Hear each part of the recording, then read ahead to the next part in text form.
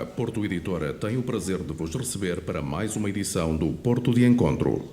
Muito obrigado pela vossa presença. Esta sessão, conduzida pelo jornalista Sérgio Almeida, tem o apoio da Câmara Municipal do Porto, das livrarias Bertrand, do Jornal de Notícias, do Porto Canal, da Sociedade Portuguesa de Autores, da Porto Barros, da Arcádia e da Antena 1. Acompanhem toda a programação do Porto de Encontro em facebook.com/Porto de Encontro. Pedimos que retirem o som dos telemóveis e desejamos que desfrutem desta sessão. Obrigado.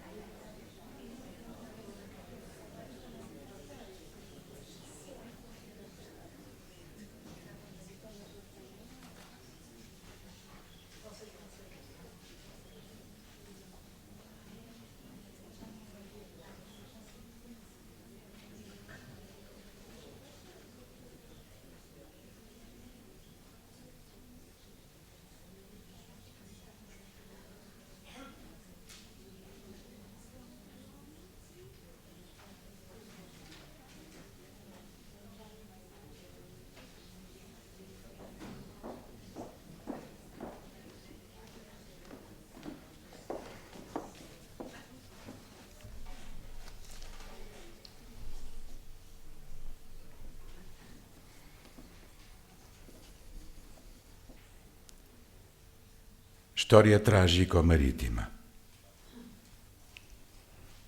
Era a segunda vez que se fazia ao mar. Era a segunda vez que uma traineira o recolhia a 2 quilómetros da costa. O cisne é um palmípede que vive na água doce. Vem nos livros. Por que havia um cisne de se fazer ao mar? O seu lugar era a água doce. Um lago qualquer com meninos de calção e mamás a dizerem: olha um cisne. Era a segunda vez que se fazia ao mar. O guarda do parque foi ameaçado de despedimento. Caso a sua fuga se concretizasse, constituiria um lamentável precedente. Era a segunda vez que se fazia ao mar. Era a segunda vez que uma traineira o recolhia a 2 quilómetros da costa.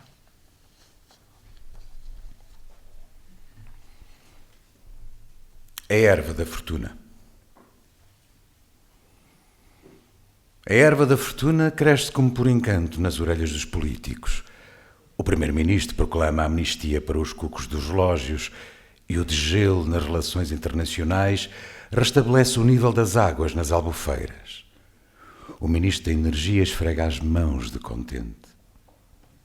Embora o boletim meteorológico seja controlado pelo governo, nuvens cor de chumbo toldam frequentemente o horizonte. Os pescadores de águas turas procuram o alto mar. Uma chuva de impostos cai de imprevisto. Ah, a chuva na primavera, escrevem os poetas. As andorinhas podem passar livremente a fronteira. Os polícias oferecem grinaldas aos condutores de veículos mal estacionados. O cio invade a Assembleia. Os deputados bombardeiam-se com pólen. O nostálgico do outono argumenta: a primavera de Praga também foi de lagartas nas estradas.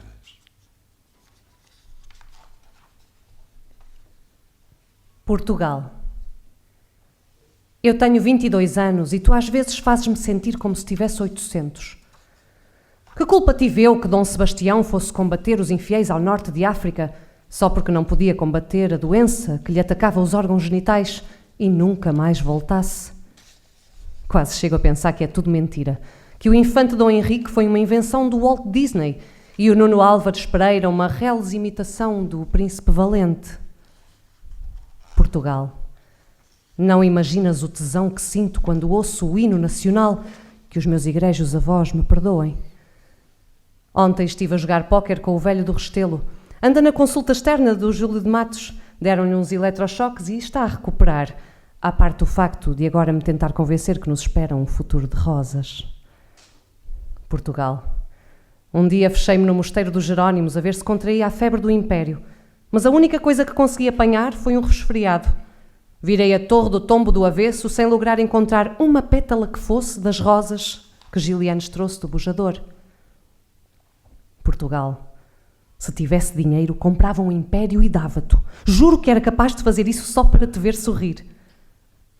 Portugal, vou contar-te uma coisa que nunca contei a ninguém. Sabes, estou loucamente apaixonado por ti. Pergunto a mim mesmo como me pude apaixonar por um velho decrépito e idiota como tu, mas que tem o coração doce, ainda mais doce que os pastéis de Tentugal, e o corpo cheio de pontos negros para poder espremer à minha vontade. Portugal, estás a ouvir-me? Eu nasci em 1957. Salazar estava no poder, nada de ressentimentos. O meu irmão esteve na guerra, tenho amigos que emigraram, nada de ressentimentos. Um dia bebi vinagre, nada de ressentimentos. Portugal, depois de ter salvo inúmeras vezes os Lusíadas a nado na piscina municipal de Braga, ia agora propor-te um projeto eminentemente nacional. Que fôssemos todos a Ceuta, à procura do olho que Camões lá deixou. Portugal, sabes de que cor são os meus olhos? São castanhos, como os da minha mãe. Portugal, gostava de te beijar muito apaixonadamente na boca.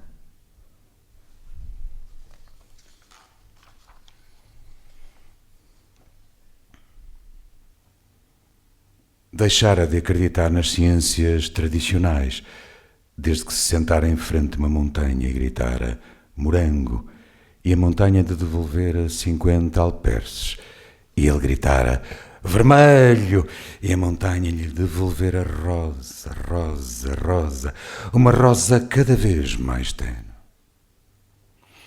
Fora viver para a região das neves eternas. Ali ficara anos e anos a explorar aquela vasta imensidão gelada com o branco dos olhos. Hidrologia. Nem em todas as montanhas nasce um rio. Nem todos os rios vão desaguar ao coração enorme e sedento de um poeta. Plano para salvar Veneza. Sentei-me numa esplanada nas margens do grande canal e pedi uma Coca-Cola. É terrível chegar ao fim do século dos refrigerantes com esta infinita sensação de sede. O século XX é um vasto deserto de poços de petróleo. Perfurei o solo da minha terra, mas o que me saiu foi um jato de poemas. Prospecções recentemente efetuadas revelaram que, sob as areias movediças de Veneza, se encontra um dos maiores lençóis petrolíferos da Europa. Esta noite tive um pesadelo.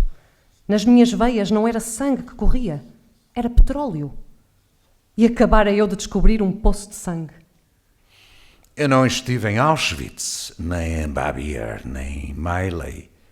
Estive sempre aqui na cama. E a visão da primeira bomba no céu de Hiroshima fez-me crescer momentaneamente a água na boca, assim como a milhares de apreciadores de cogumelos.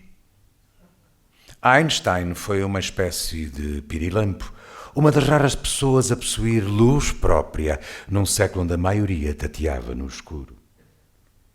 24 July 1969, 5 a.m. Neil Armstrong punha o primeiro pé na Lua. Eu dormia profundamente. E o meu sono tornou-se nesse momento 70 quilos mais pesado. Desde que os americanos descobriram que as estrelas tinham pulgas, que não me deixa esta comichão sideral. O meu século não chegou a andar de gatas. Com 8 anos já se arrastava pelas minas de carvão. Pouco tempo depois combatia nas trincheiras. E as únicas lágrimas que lhe vi chorar foram as dos gases lacrimogéneos. Picasso morreu antes que pudesse levar a cabo o seu sonho. Um único fresco que ocupasse não a abóbada da Capela Sistina, mas a abóbada celeste. Fernando Pessoa morrera muitos anos antes, numa clínica lisboeta, completamente ignorado, depois de ter colocado um padrão com a cruz das esquinas num dos areais de areia mais fina do universo. Talvez o meu século seja uma comédia banal, embora afinada por homens de talento, onde algumas estrelas se passeiam com tanto à vontade como se fosse na Via Láctea, e de que a generalidade dos participantes desconhece o argumento.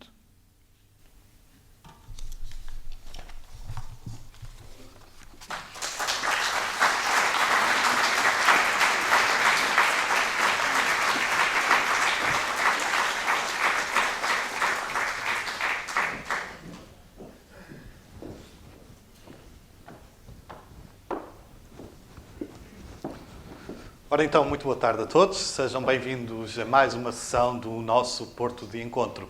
Há 27 sessões que nos propomos, mês a mês, dar a conhecer uma faceta mais informal da vida dos nossos escritores. É o que vai acontecer mais uma vez, numa sessão em que vocês também podem participar, como é hábito, colocando questões ao nosso autor em foco.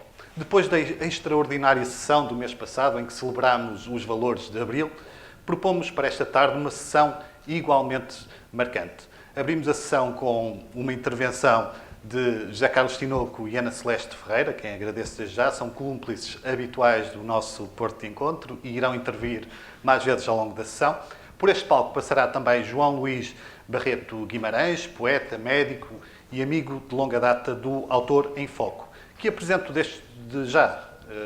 O nosso autor em foco deste mês nasceu em Vila Verde há 57 anos, é poeta, médico e tradutor, a ordem, convenhamos, é aleatória, e é autor de uma voz poética admirável que alia de forma rara o prosaico e o belo. Estreou-se nos livros em 1981 com o Plano para Salvar Veneza e há poucos dias a Sírio Alvim reeditou mais uma recolha da sua poesia, sugestivamente intitulada O Poeta Nu. Senhoras e senhores, chamo até nós Jorge Sousa Braga.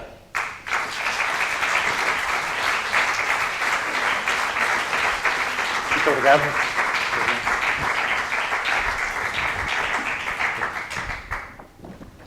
Aqui, faça favor, pode ser aqui, no centro, tem que ser no centro. Antes de mais, Jorge, muito obrigado por ter aceito o nosso convite, até porque, segundo sei, não é grande admirador de sessões de lançamento, da exposição, de demasiada exposição pública. Isso quer dizer que o poeta, o autor do Poeta Nu não gosta de se pôr, não gosta de se despir fora do circuito da esfera literária e do circuito profissional? Boa tarde. Não necessariamente. Aquilo que é importante é aquilo que eventualmente aquilo que escrevo e não aquilo que digo sobre aquilo que escrevo, sobre a minha biografia, que eventualmente não junta grande coisa àquilo que tenho publicado. Mas reconhece que cada vez mais na literatura atual, se calhar até na poesia, que por norma era um género mais discreto, é cada vez mais importante quase esse show-off, esse domínio. Como é que vê essa preponderância crescente do marketing e, no fundo, quase dos valores do showbiz em meios, num circuito aparentemente mais íntimo, como é o da criação literária? Há várias maneiras de lidar com isso. Por exemplo, a reclusão absoluta também funciona, mas funciona para o Herberto Helder. E muito dificilmente funcionaria para outros poetas que não tivessem já a aura que tem o Herberto Helder, que não precisa de aparecer. Aliás, se aparecesse era capaz de quebrar um bocado o mistério todo que o envolve. E nós temos a consciência e acho que não há nenhum poeta que escreva para a gaveta, escreve... Para ser amado, no fundo. No fundo, toda a gente, a grande motivo por que os poetas escrevem é porque querem ser amados e querem ser amados pelos seus leitores. Mas o Jorge, além de autor, de poeta, também é leitor. E no seu caso, os autores que mais admira, sobretudo poetas, gosta de saber pormenores da vida dele, o essencial está, em seu entender, no que eles escrevem? Há poetas que têm uma biografia maior que a sua obra, que não é o meu caso. E E há alguns casos desses que, pronto, que uma pessoa fica completamente apanhado, como é o caso de muitos poetas.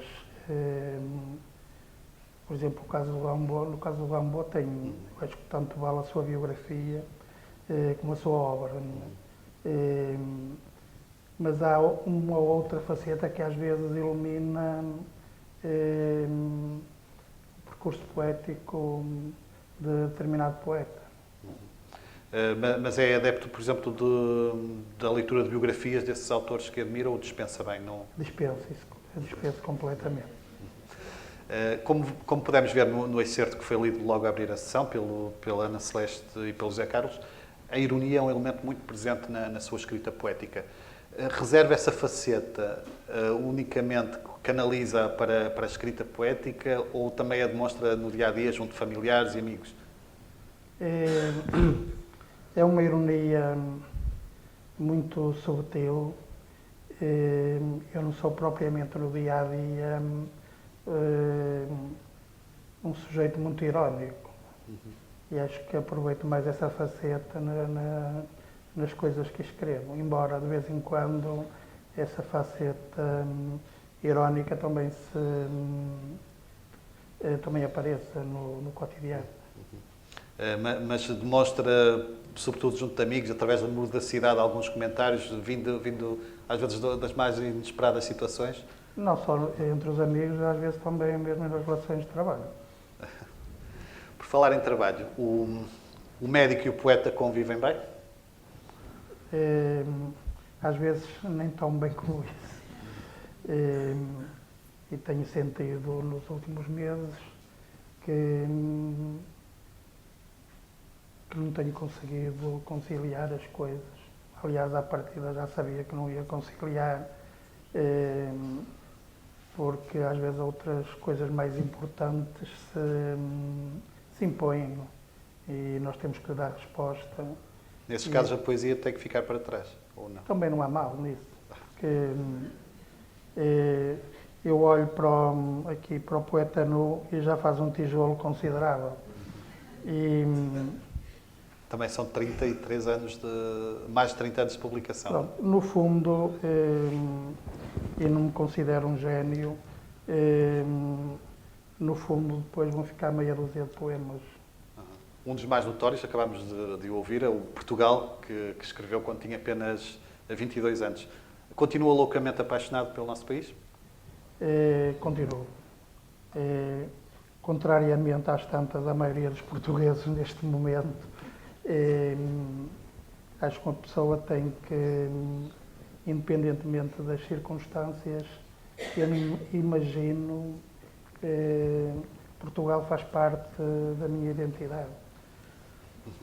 Faz parte do sítio onde nasci, os sítios onde tenho vivido, e Portugal para mim é isso. Mas não é um amor isento de contradições e de momentâneos amuos, que certamente terá. Como é que vê, sobretudo, por exemplo, a malfadada ou sempre citada crise ou a incapacidade dos portugueses, muitas vezes, darem valor a vários aspectos do país que merecem ser enaltecidos?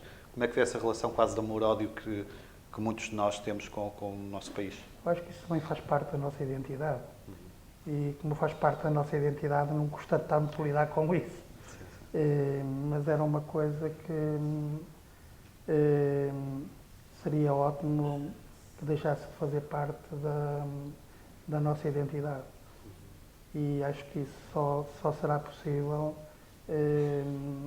através da educação.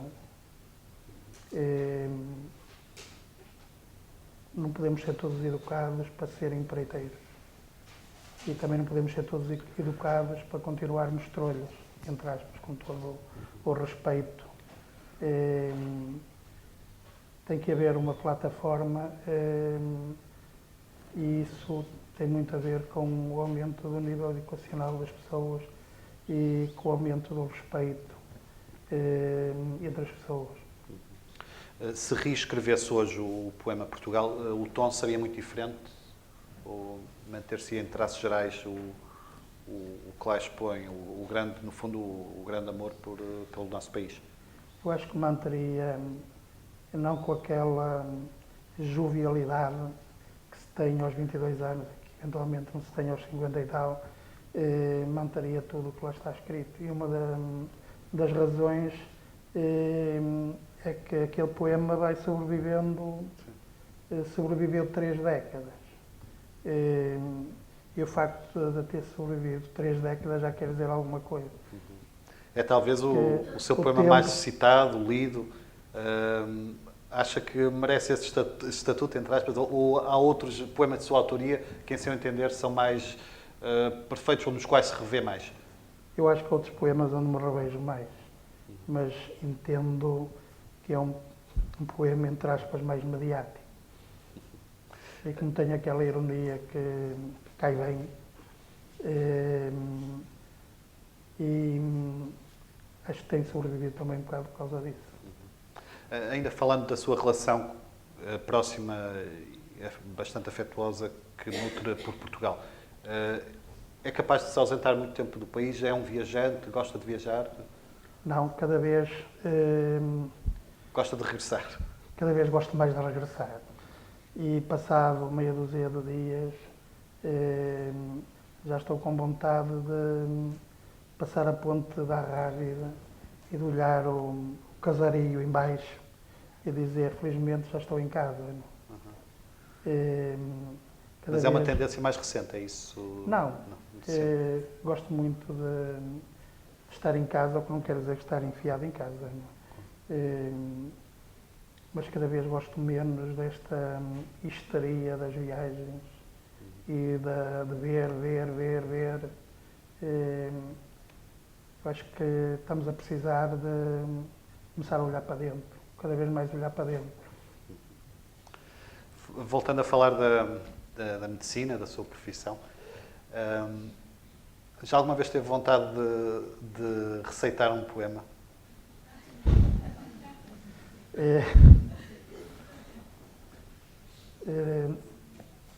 Acho que eventualmente algumas prescrições orais poderiam ser consideradas como tal.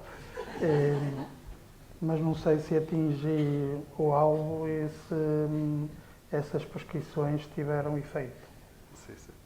É curioso porque até a sua especialidade médica é altamente poética, não é? Podemos dizer assim, ligada à criação, a obstetrícia, a ginecologia.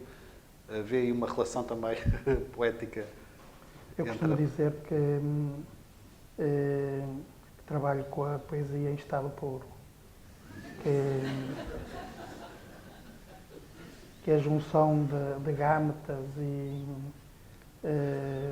o fabrico da vida. Eu acho que essa é a poesia em estado puro.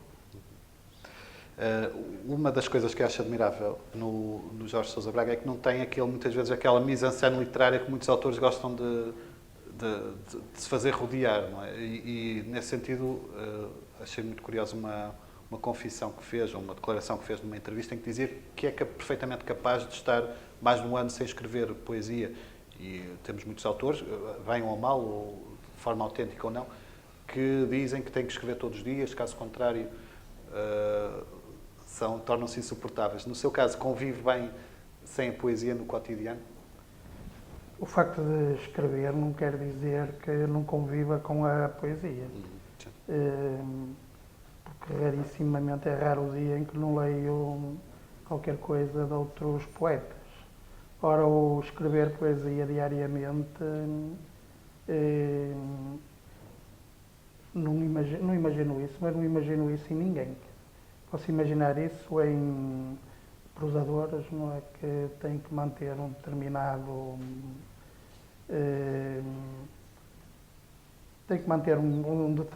ritmo de escrita, não é? Mas na poesia não, que a poesia desce quando desce, ou sobe quando sobe, e uma pessoa pode se sentar ali a manhã toda à espera que desça ou que suba e não há maneira de chegar. Não há maneira de chegar. O Vasco Graça Moura era completamente contra esta visão. Mas no fundo, acho que mesmo em relação a ele, e em relação a ele, em relação a toda a gente que escreve poesia, isto é uma verdade. É impossível estar no estado de paixão poética todos os dias. Nesse sentido, podemos dizer que é um leitor mais assíduo do que poeta... Sim, sim. E acho que isso é uma coisa fundamental para qualquer poeta, que é conhecer a tradição em que se alicerça a sua poesia e descobrir novos mundos para além da sua poesia. O Jorge Sousa Braga, segundo sei, gosta muito de descobrir autores, sobretudo oriundos de países mais inesperados, aos quais não associamos logo, nomeadamente a poesia polaca, de que é grande apreciador, pelo menos 2 ou 3 nomes. Gosta de descobrir, de onde é que lhe vem esse gosto de descobrir novos autores? Isso começou com a história das antologias. Fazer antologias é uma maneira magnífica de conhecer outros poetas. Às vezes, por um poema, eu lembro-me que há uns tempos fiz uma antologia sobre animais e descobri poetas magníficos que de outra forma não tinha chegado lá. Embora seja muito mais fácil hoje em dia uma pessoa aceder a poetas das zonas mais estranhas, não é? Porque a internet é um meio ótimo para chegar a esses poetas. Qual é a sua mais recente paixão ou descoberta, nesse sentido, um autor de uma latitude inesperada, de um país pelo qual está apaixonado ou gosta bastante? Ultimamente tenho andado a ler poetas que escrevem em Telugu. Telugu é uma das, não sei se são 50 ou mais línguas faladas na Índia.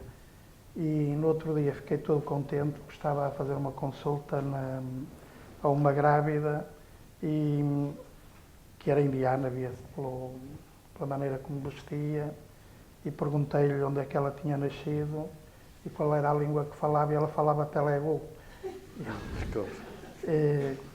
E uma das coisas que me tem fascinado nos poetas indianos, que normalmente todos esses poetas pertencem a um movimento que é o movimento Bhakti, que é um movimento de uma grande espiritualidade. É a poesia como liberdade completa, que é uma coisa difícil de imaginar na Índia do século VIII, século IX, século X. A liberdade que os poetas tinham naquela altura e na forma como escreviam. Como eu disse no início, estas sessões do Porto Encontro têm a particularidade de o público também poder intervir, colocando questões. Nós testámos essa fórmula, passa a expressão, há 2 meses, na sessão da Tiolinda, para uma mais eficaz gestão do tempo. Quem quiser colocar alguma questão ao Jorge Sousa Braga, pode fazer, temos aí assistentes, pode fazer, chama o assistente e depois escreve uma questão num papel e o papel ser-me-á entregue e eu depois irei ler a questão. Penso que é uma forma mais eficaz, ao mesmo tempo mantendo esta interatividade que caracteriza as nossas sessões e, ao mesmo tempo, tentar colocar o máximo de perguntas ao nosso autor. O Jorge Sousa Braga já falou, um dos modos desta sessão é a reedição, é a segunda edição do Poeta Nu, a recolha da sua poesia. O Jorge tem o hábito de reescrever um poema quando está terminado, está arrumado, ou gosta de voltar a ele mais tarde? Muito dificilmente volto a alterar um poema.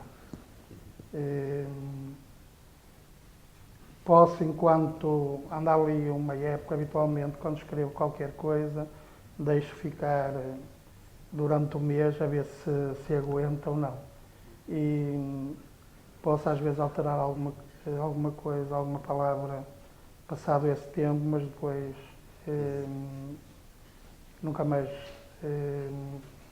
nunca mais reescrevo nada.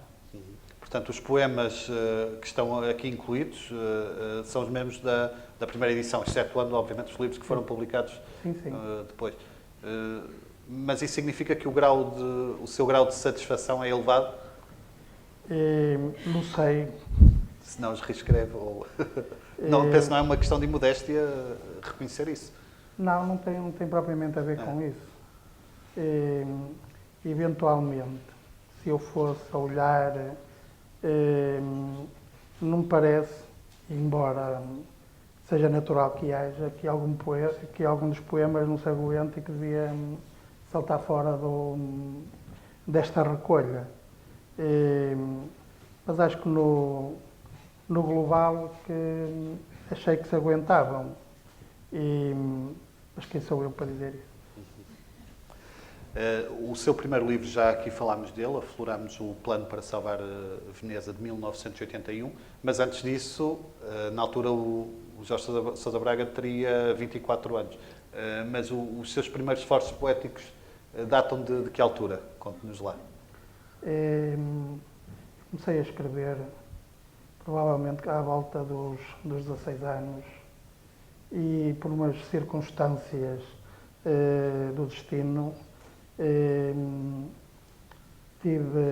foi a altura mais ou menos que vim para o Porto e tive depois uma biblioteca enorme à minha disposição, que foi a biblioteca do Eugênio de Andrade, a quem devo grande parte da minha formação, porque ele me emprestava os livros. Como é que chegou ao Eugênio? Na altura escrevi-lhe uma carta de amor e apareci lá em casa. E a carta de amor ainda anda aí consta aí do poeta nu. E portanto essa relação depois manteve-se, não propriamente uma relação de amor, mas manteve-se uma relação de amizade durante estes anos todos. E tenho muitas saudades dele. Já vamos aflorar melhor essa questão das grandes referências. Eu pedi ao Jorge que nos lesse uma pequena surpresa que aqui trouxe, um texto que no fundo fala-nos também sobre as suas afinidades eletivas, chamemos assim, as suas referências. É um pequeno texto que eu já escrevi aqui há uns tempos e que tem a ver com o facto de todos os poetas, antes de serem poetas e depois de serem poetas, serem leitores. Eu comecei a ler muito antes de ter aprendido as primeiras letras. Eu explico. Nasci numa pequena aldeia e, quando era criança, perdia-me nos campos e nos montes. Aprendi a ler os movimentos das folhas das árvores, o voo dos pássaros, a passagem das nuvens. O meu pai era um pequeno alfaiate. Foi ele que me ensinou as primeiras letras e foi também da boca dele que ouvi os primeiros poemas. Do Guerra Junqueiro, sobretudo. Só na adolescência comecei a ler. Lia por atacado, lia tudo o que tinha à mão, lia por prazer. Um dia, teria cerca de 13 anos, comprei à sorte um livro de uma coleção que a RTP publicava na altura. Saiu uma aparição do Virgílio Ferreira. Nos anos que se seguiram, li indiscriminadamente, particularmente romances. Quilómetros de romances. A poesia veio depois. Sou a descoberto na biblioteca do Liceu Sá de Miranda. Alguns poetas cujos versos na altura circulavam clandestinamente. Datam daí também as primeiras tentativas de escrever poesia. Aos 16 anos caiu-me o céu em cima da cabeça. Descobri Rimbaud, Nietzsche, Walt Whitman, Allen Ginsberg, Herbert Weller. Vim para o Porto, pouco depois, e conheci o Eugênio de Andrade. Foi ele que me introduziu na leitura da poesia oriental, Libai, Bachot e de muitos poetas modernos. Com os anos, a poesia foi se sobrepondo à prosa, com algumas exceções. Hoje, raramente leio romances. Para mim, a poesia tornou-se uma arte de viver, uma maneira de olhar o mundo, de estar no mundo, de estar comigo próprio. Estou em crer que chegará uma altura em que esquecerei de novo o abecedário e recomeçarei a ler o movimento das folhas das árvores, o voo dos pássaros, as passagens das nuvens no céu.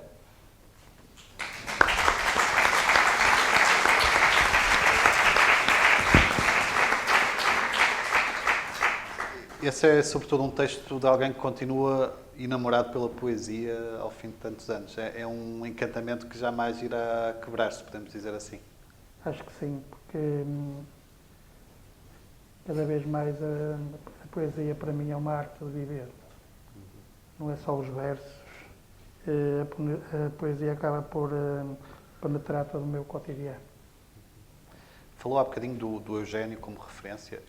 Agora o Jorge Sousa Braga provavelmente também é referência para outros poetas mais jovens. Como é que se vê nesse papel de, agora no fundo, estar a desempenhar um papel quase figura tutelar para jovens ou para novos poetas? Sente-se confortável nesse papel quando lhe mostram os seus poemas? De forma alguma. E também não me sinto nesse papel. Mas é natural que de vez em quando receba projetos de livros e tento ajudar da maneira que sei. Mas nisso o Eugénio era mais... cortava logo à partida. Sim, não? sim. Eu ia perguntar-lhe mesmo isso. Qual é que acha que é a atitude mais correta que um poeta experiente deve ter perante um jovem poeta? Uma atitude mais profilática, como teve, sei lá, o Rilke perante o jovem poeta, não é? Ou há uma atitude mais incisiva, no fundo, a colocar de lado as ilusões? Eu gostaria de ser o Rainer Maria Rilke, mas não sou. E aquilo que posso dizer é sempre se gosto ou se não gosto.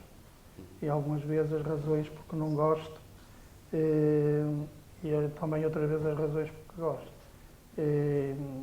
Espero que isso sirva para alguma coisa. Os 16 anos foram uma idade muito, muito importante para si, como refere no texto. Foi nessa altura que abandonou o seminário ou foi antes disso? Não, já tinha Já sido antes abandonado? disso. Sim, sim. E os 16 anos, 17 foi a altura em que vim para o Porto. E fiquei sozinho. E a medicina, a escolha pela medicina ocorre aos 18 anos, por aí? Não, foi nessa altura. Quando vim para o Porto já vim para estudar medicina. Falemos da sua relação com o Porto. Nasceu em Vila Verde, como dissemos, e tem uma frase que também é, de certa forma, emblemática, quando diz que esta cidade não é uma cidade, é um vício. Onde é que está a particularidade, a especificidade do Porto para si? Eu às vezes acho estranho que quem vem de fora, quem vem a visitar o Porto, diga que gosta imenso do Porto. Eu acho que só quem cá vive é que tem esse direito de dizer isso. E acho que nenhum dos que cá vive sabe porque é que gosta disto. Talvez tenha a ver o facto de ter dito que esta cidade não era uma cidade, era um vício. Talvez tenha a ver com isso o facto desta cidade nos ter apanhado como um vício. E está bem retratada nos poemas. É uma cidade literária, chamemos assim, bem plasmada nos poemas, em seu entender. Eu acho que todas as cidades podem ser cidades literárias. Precisam é de ter alguém que as torne literárias. Claro. Muitos dos seus poemas devem-se a lugares específicos do Porto. Sim.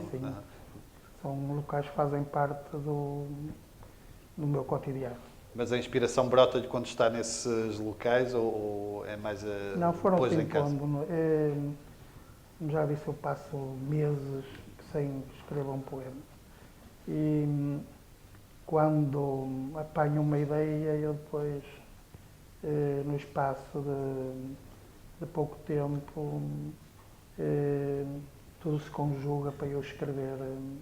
Quando me veio a ideia de escrever alguns poemas sobre o Porto, ele apareceu tudo na altura de vida, sem que fizesse grande esforço para conjugar lá os meus demónios. Como é que vê essa descoberta? É frequente ouvirmos ler e dizer que o Porto está na moda em termos turísticos. Como é que vê essa descoberta do Porto em termos internacionais? Teme que se perca um pouco da hora de mistério que rodeia a cidade e que a cidade se torne demasiado banal e explorada turisticamente até a exaustão, ou estamos livres disso? Acho que não, porque isso são ciclos. E nós vamos assistindo. Eu já estou cá no Porto há muitos anos e houve o boom da Ribeira, agora há o boom dos aliados. E é natural que qualquer dia surja outro boom no outro lado qualquer.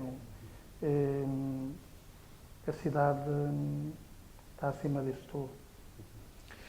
Um dos hábitos que o Jorge teve durante muitos anos, não sei se ainda mantém, julgo que menos, é o de escrever em cafés.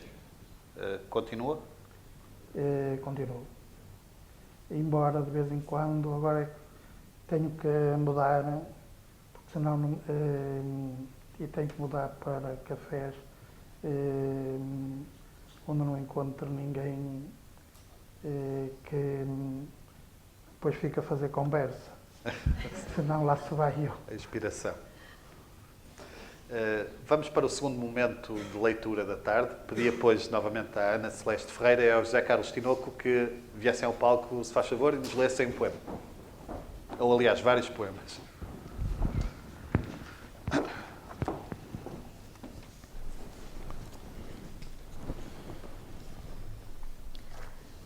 Adormecer do lado da primavera. Adormecer num colchão de molas do lado da primavera e acordar do lado do verão. Atirar-se da janela de um 50º andar e aterrar intacto na folha de um nenúfar. Passar a 100 à hora todos os sinais vermelhos e estacar repentinamente no primeiro sinal verde. Engolir um mirage e vomitar em seguida 2 milhões de pássaros pela boca. Fornicar sucessivamente com um elefante fêmea, uma galinha da Índia, um colibri e uma borboleta. Destruir a pontapé todas as palavras do dicionário até chegar à palavra chumbo. Estender a língua vermelha na pista do aeroporto para servir de tapete a uma estrela de Hollywood.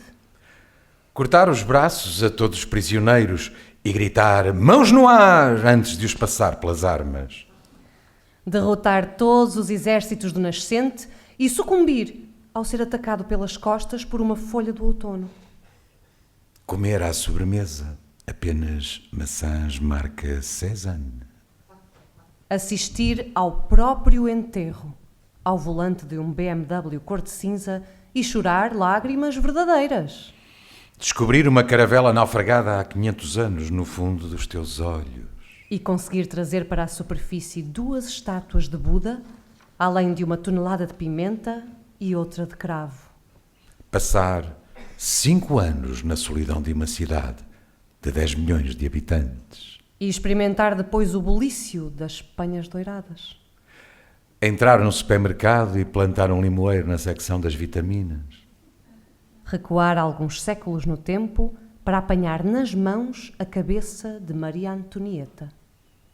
Lavar as mãos em sangue antes de assinar o Tratado de Paz.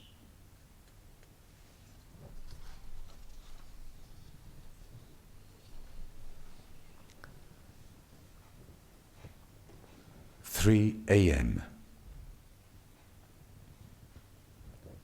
Mãe, não consigo adormecer. Já experimentei tudo, até contar carneirinhos. Não consigo adormecer nem chorar. Que maior tragédia poderá acontecer a um homem do que a de já não ser capaz de chorar? Mãe,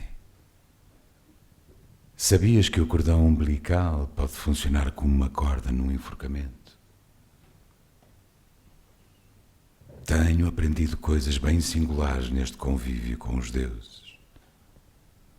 Um dia destes, regressarei a Tebas para ser coroado.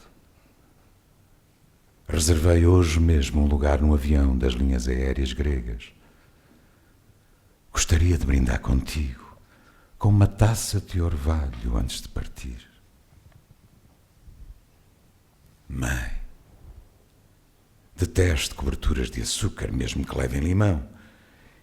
Isto é tão certo como é tu não me compreenderes. Estava a sonhar que estavas a sonhar, estava a sonhar que estava a sonhar, e assim por aí adiante até ao infinito. Depois acordei e fui descendo vertiginosamente de sonho para sonho. Ainda não parei de sonhar. e de sonhar. Mãe, tenho uma surpresa para ti. Um caramanchão para que te possas sentar todas as tardes a catar estrelas na minha cabeça. Mãe, abriu um concurso para preencher uma vaga de ascensorista no paraíso e eu concorri. Achas que tenho alguma hipótese de ser admitido? Tenho a boca cheia de formigas. Mãe, um dia hei de subir contigo de grau a degrau o arco-íris.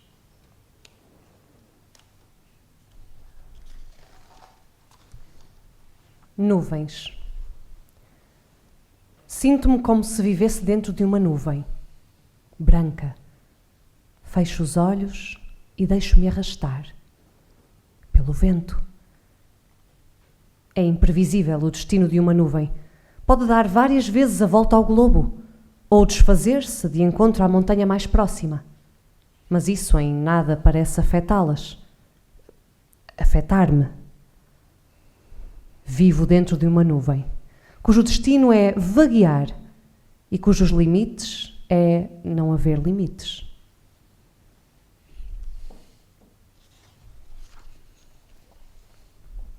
Hibisco. Há sempre lugar para um hibisco crescer ou florir, numa coluna de mármore, num muro caiado de branco sob o azul celeste, ou até num poema breve como este. Linda Lovelace.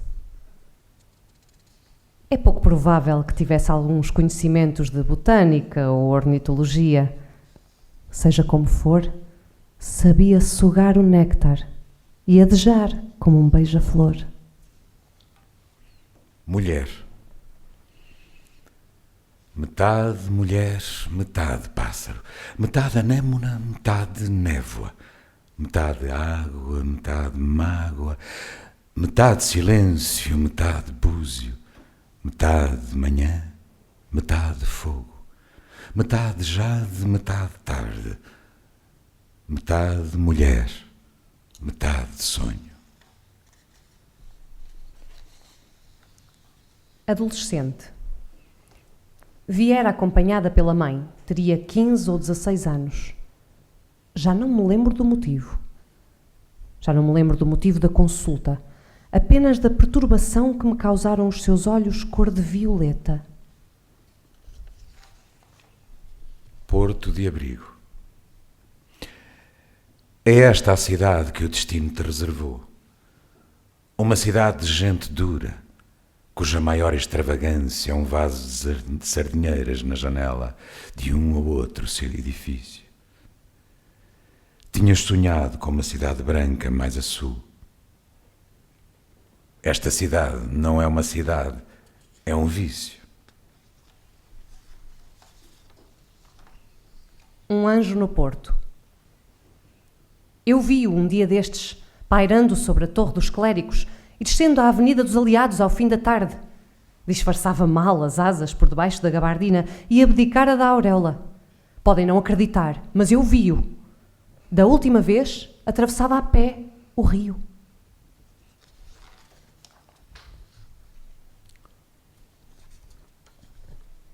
Ladainha.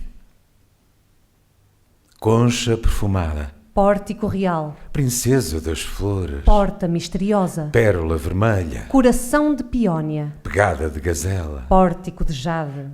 Palácio de púrpura. Delta negro. Pote de mel. Botão de lótus. Gruta de canela. Porta alada. Flor da lua. Rogai por nós.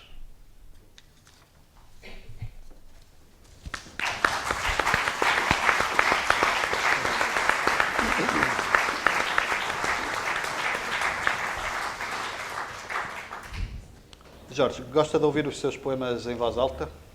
Gosto. Quando os leem bem, é como ali o tenor que é celeste. Considera, e como dizedor, ou acha que tem qualidade? Não, Não é um papel no qual se sinta muito à De maneira vontade. nenhuma. Temos aqui duas questões que foram colocadas por vocês. A primeira, o Jorge pode ler, é bastante sintética. A poesia tem sexo. Tem o nome da pessoa que colocou? Não, já agora. Não. Não tem. Eu acho que sim. Aí foram vários. Criação coletiva. A poesia da Safo tem determinado sexo. A poesia do Otto Whitman tem determinado sexo. A poesia de Fernando Pessoa não tem sexo nenhum. Não sei se respondi à...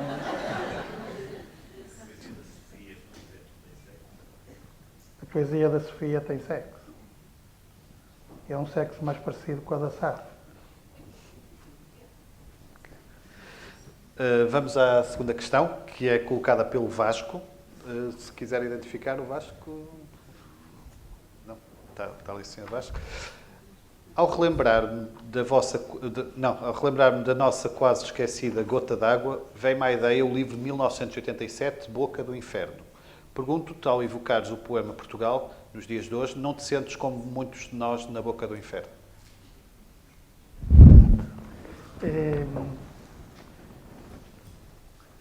A Boca do Inferno, que eu falava nesse livro, não tem propriamente a ver com a Boca do Inferno em que foram cair grande parte dos portugueses nesta altura.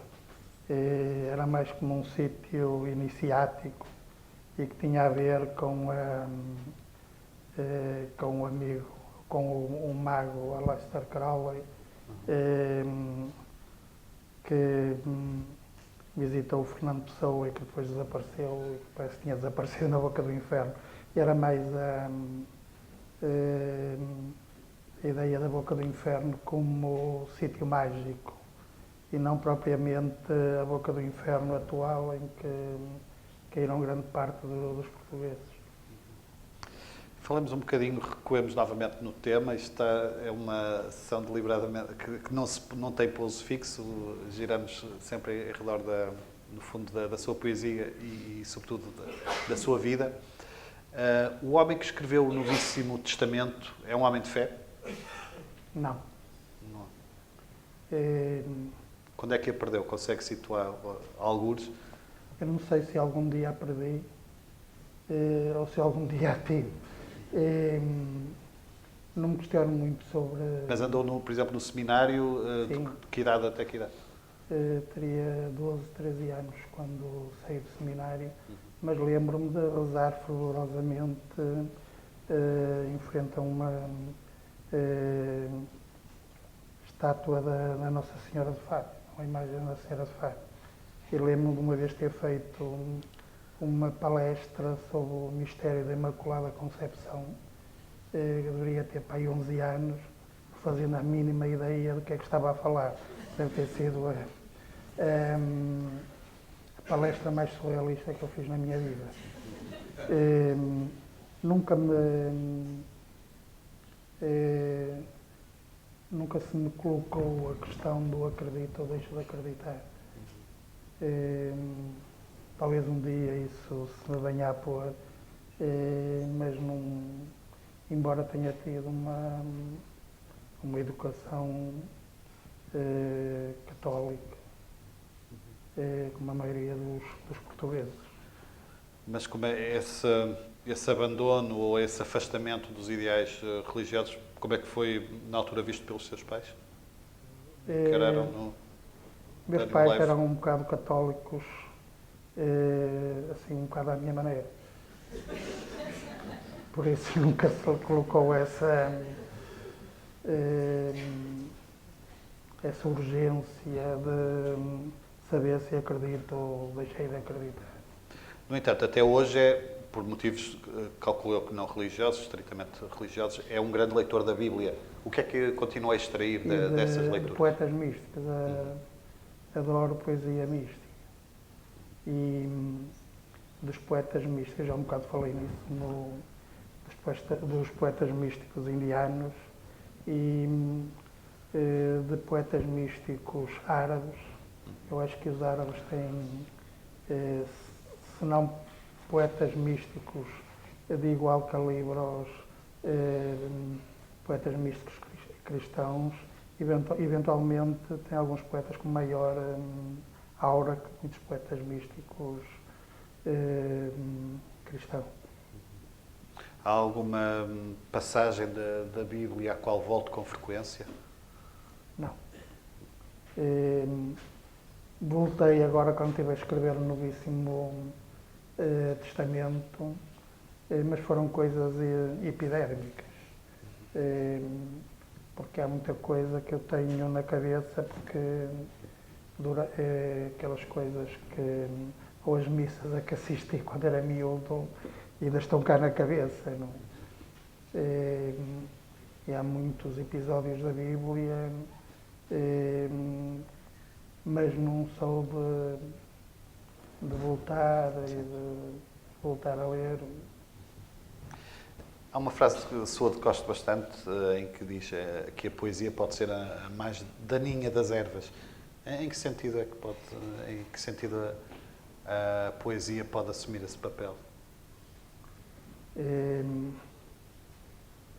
A poesia pode ser a mais daninha das ervas, porque a poesia pode dar cabo de tudo, inclusive de quem a escreve. Eu estou-me a lembrar de um poeta que faleceu recentemente, de um poeta espanhol, que era o Leopoldo Maria Panero. E a poesia para ele era uma erva daninha. Aliás, historicamente, a taxa de suicídio entre os poetas é normalmente elevada.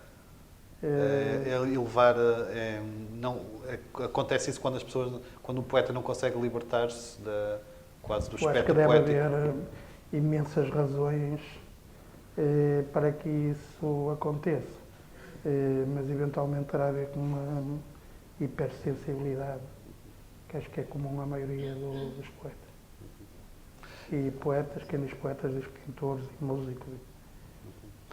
Outra das facetas de que ainda não falamos, e gostaria de dedicar agora alguns minutos a isso, tem a ver com a tradução. É também um grande tradutor, Jorge, e tem dado a conhecer, ou tem permitido aprofundar o conhecimento de grandes autores da literatura universal. E o que eu gostava de lhe perguntar é como é que surgiu a tradução na sua vida? A tradução surgiu com a vontade de aproximar outros poetas de mim. Eu acho que a primeira tentativa que fiz foi de um livro do Matsuo Basho, que era um diário de viagens. E aquilo apanhou-me de tal maneira que eu, embora na altura não houvesse os recursos que há agora, que escrevia-se com as máquinas de dactilografar, pronto, eu não dava muita margem para erro, senão era uma chatice. Lembro que traduzi aquele livro traduzi com prazer. E acho que o segredo daquilo que eu tenho feito a esse nível, e não me considero um grande tradutor, essa designação seria, por exemplo, ao Graça Amor, é que aquilo que eu tenho traduzido, traduzo por prazer, não é por encomendas, não é por nada de... Mas, por exemplo, o gozo que extrai de uma tradução é comparável à da criação de um poema? Não, isso de maneira nenhuma, não. Embora a leitura de alguns poemas quase atinja o prazer da criação. Mas em relação a... Eu costumo dizer que eu gosto muito de traduzir de línguas que não conheço. E a maioria das traduções que tenho feito é de línguas que não conheço e vou traduzindo por línguas já de chegada. E é um bocado difícil de dizer se o produto que sai ainda tem alguma coisa a ver com o original. Eu espero que sim, porque tento preservar-me de certa maneira, porque acabo de comprar versões em várias línguas. E é mais difícil de errar dessa maneira. Mas dê um exemplo, por exemplo, de um poeta oriental cujo idioma não domine, como é que vai fazendo essa aproximação? Através de traduções noutros idiomas? Através de traduções em inglês, francês, espanhol. Mais do que uma sempre, para ter comparação? Sim. E mesmo nisso, eu, por exemplo, tenho lá uma coleção enorme de traduções do Diário de Viagens do Basho. E a tradução mais magnífica que lá tem é do Otávio Paz, que funciona, não sei se aquilo está muito parecido com o original, sei que é um livro brilhante. Poderia nunca ter havido o Diário do Basho em japonês, porque aquele livro é um livro brilhante. E Há casos de traduções em que a tradução é só superior à revela original. o grande poeta que era o Otávio Paz, mais ou menos. E tem lá outras versões que nem há, não chegam sequer aos calcanhares. Ao célebre caso, julgo que é do Essa, não é? Das Minas do Rei Salomão, Pois. em que a tradução é superior ao original, pelo menos é assim dito. No caso da poesia, há um Mas caso traduzir ainda é mais também- célebre, que Sim, é o sim. caso das traduções dos sonetos da Luíse Lábia, feitas pelo Rio, falou há um bocado. Sim. Conseguem ser muito melhores que o original, segundo dizem quem sabe alemão. Podemos dizer que, de certa forma, traduzir é sempre trair, Não necessariamente. mas se calhar já se deve ter deparado com traduções, por exemplo, em inglês e espanhol ou francês, totalmente antagónicas entre si. Às vezes o ponto de chegada não é igual ao ponto de partida. Mas a poesia acho que aguenta isso tudo. Em que idioma, além do português, obviamente, sente que domina melhor a língua, o segredo, a unidade interna da língua? O inglês? Eventualmente o inglês. Disse também, numa entrevista, creio, algo curioso acerca da capacidade que a tradução tem de fazer com que o autor, neste caso o tradutor, se aperceba do trabalho oficinal. Também, enquanto, além de traduzir, está, no fundo, também a criar ali e a perceber-se melhor da estrutura interna da língua. Sim, sim.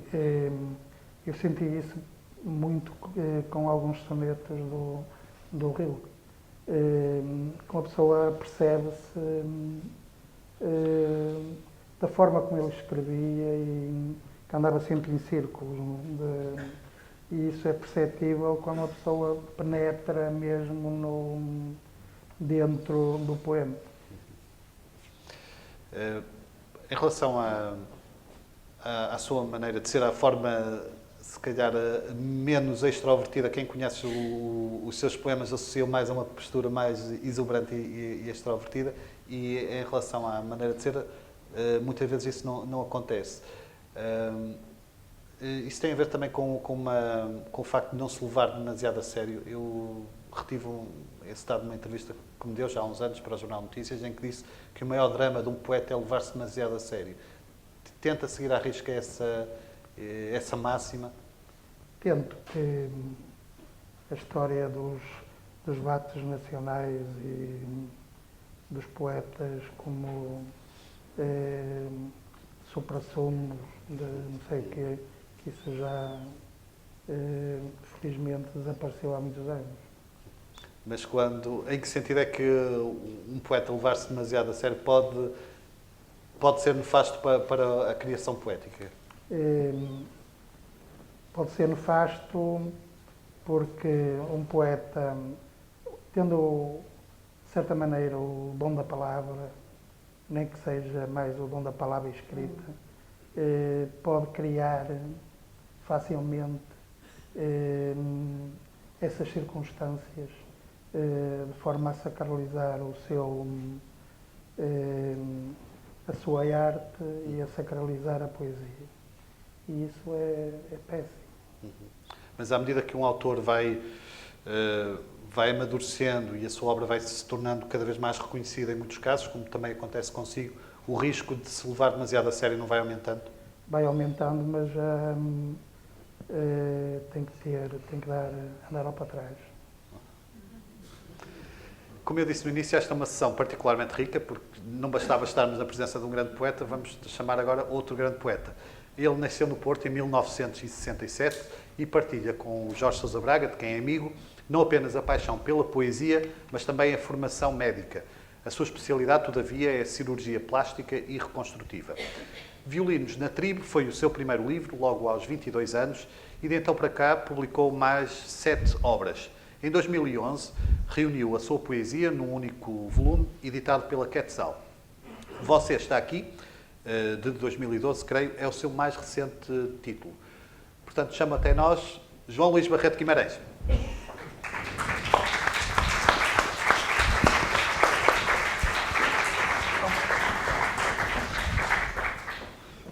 Muito bem-vindo, João. Podem ver se está ligado? Podia só.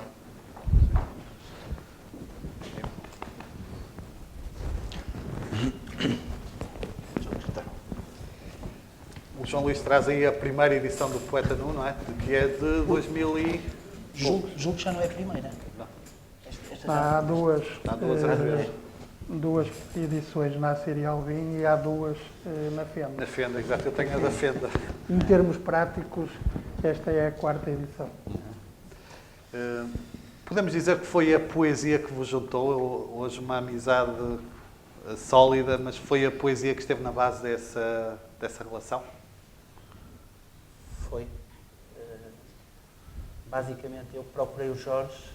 Estamos a falar de que ano? Talvez 89, por aí. Tinha acabado de editar o primeiro livro. Eu tinha entrado nas Biomédicas, no Santo António, e o Jorge já era assistente hospitalar lá. E foi uma surpresa saber que o poeta era médico e trabalhava no meu hospital. Portanto, se eu não estou em erro, mas também é essa a memória que eu quero recordar, eu terei procurado o Jorge para lhe oferecer o meu primeiro livro. Julgo que terá sido assim. E o que é que conhecia da poesia do Jorge? Pois,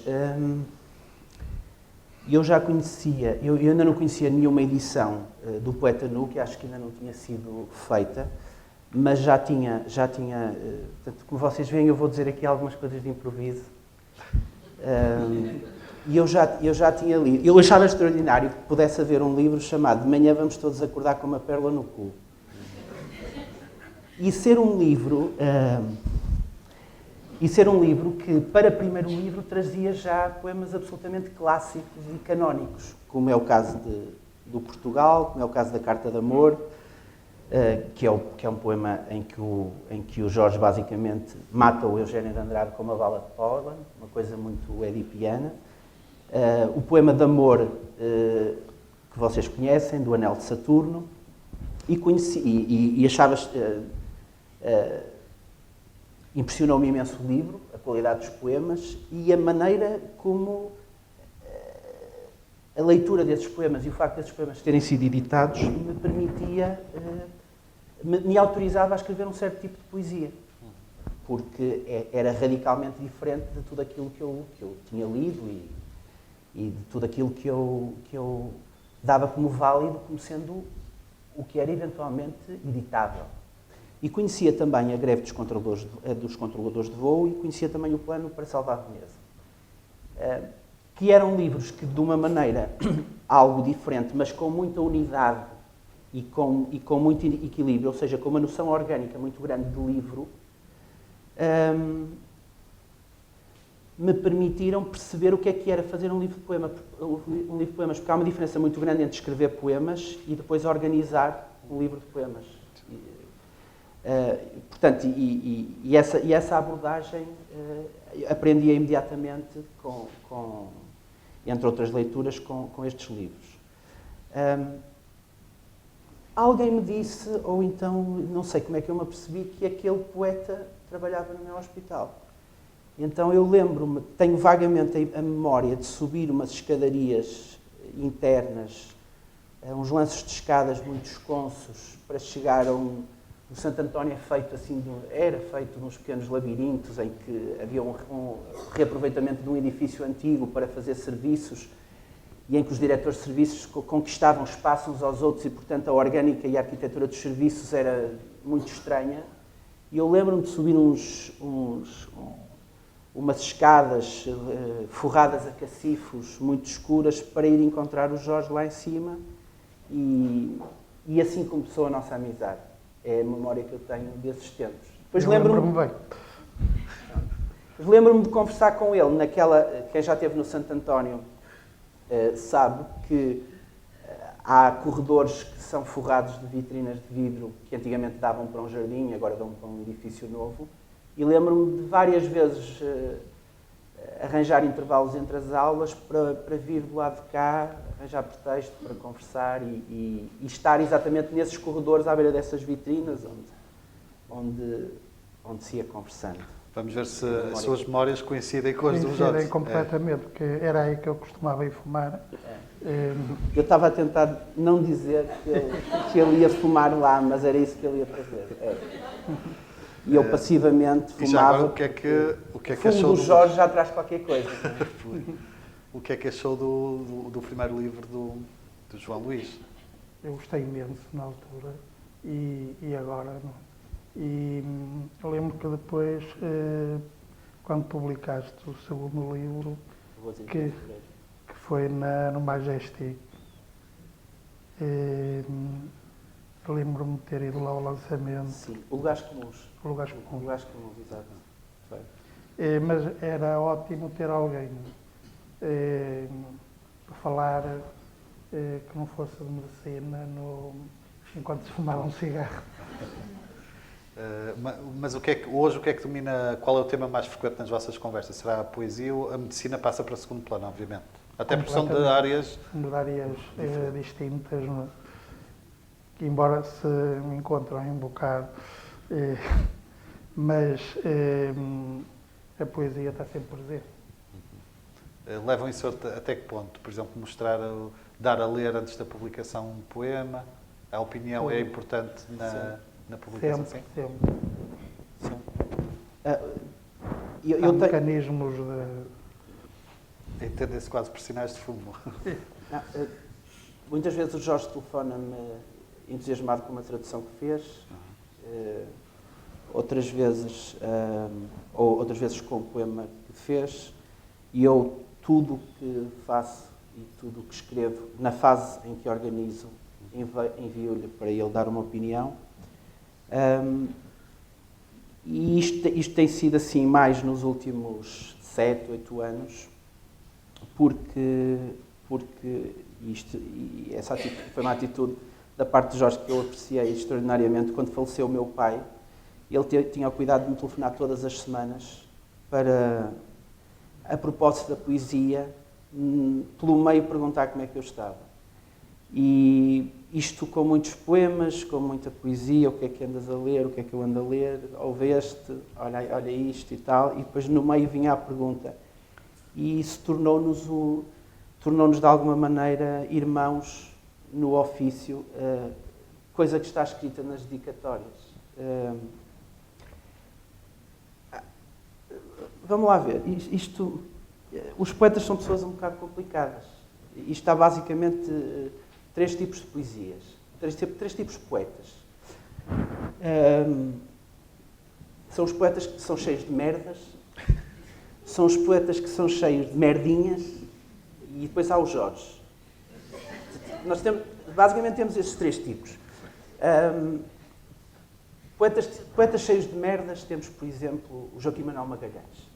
Vai receber um prémio Mateus e pede ao júri para lhe entregar o prémio em dinheiro no lugar. Isso é um poeta cheio de merdas.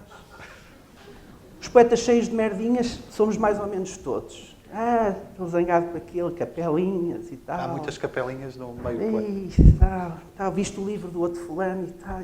E depois há um tipo de poeta, que é o Jorge, em que isto passa completamente ao lado. Uma coisa que se aprende com ele é realmente a não dar importância à construção da própria obra. É ela vir nascendo, de livro para livro, de poema para poema, sem essa preocupação calculista de carreira. Porquê? Porque ele acredita muito no tempo. Acredita no tempo como o grande juiz da qualidade de uma obra. E vai-se pelos livros dele, eu não vos vou amassar, mas os exemplos são extraordinários, vai-se pelos livros dele e em cada livro dele há 5 ou 6 ou 7 poemas que pertencem ao cânone de qualquer antologia que seja bem feita da literatura portuguesa. E ele, na altura, não se preocupou muito, que é uma coisa que eu noto e acho extraordinária, ele não se preocupa, eu quase que diria, não se preocupa rigorosamente nada com o que a crítica diz da obra dele. É uma coisa que lhe passa completamente ao lado.